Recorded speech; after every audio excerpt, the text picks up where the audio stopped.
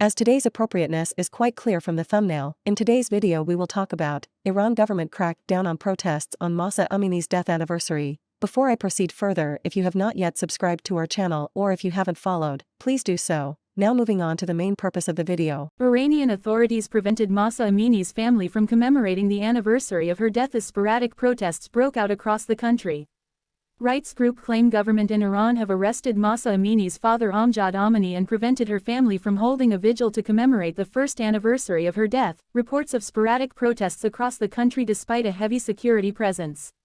Mahsa Amini was reported to have been arrested early on Saturday as he left the family home in Saqqez in western Iran and released after being warned not to hold a memorial service at his daughter's graveside.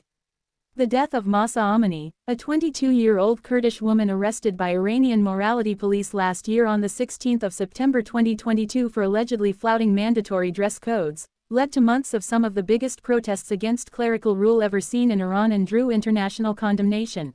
Mahsa Amini, also known as Gina Amini, died in a hospital in Tehran, Iran, under suspicious circumstances. The Guidance Patrol, the religious morality police of Iran's government, arrested Amini for allegedly not wearing the hijab in accordance with government standards. However, eyewitnesses, including women who were detained with Amini, reported that she was severely beaten and that she died as a result of police brutality, which was denied by the Iranian authorities. The assertions of police brutality, in addition to leaked medical scans, led some observers to believe Amini had a cerebral hemorrhage or stroke due to head injuries received after her arrest. Mahsa Amini's death resulted in a series of protests described as the largest Iranian protests since at least 2009. Some female demonstrators removed their hijab or publicly cut their hair as acts of protest.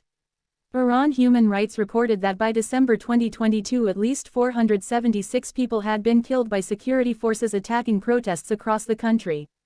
Amnesty International reported that Iranian security forces had, in some cases, fired into groups with live ammunition and had in other cases killed protesters by beating them with batons.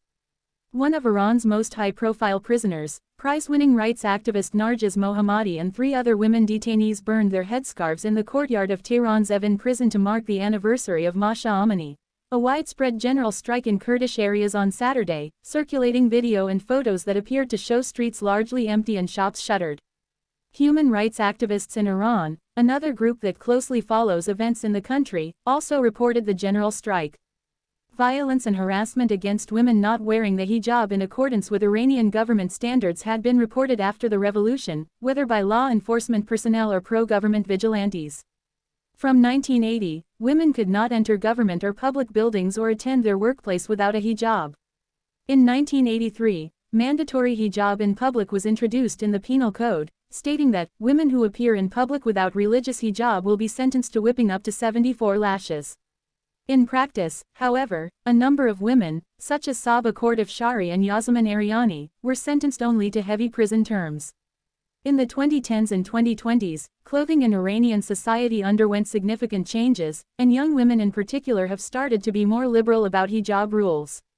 This has prompted the Guidance Patrol, Iran's morality police, to launch intermittent campaigns to verbally admonish or violently arrest and re-educate women they considered to be wearing the hijab incorrectly.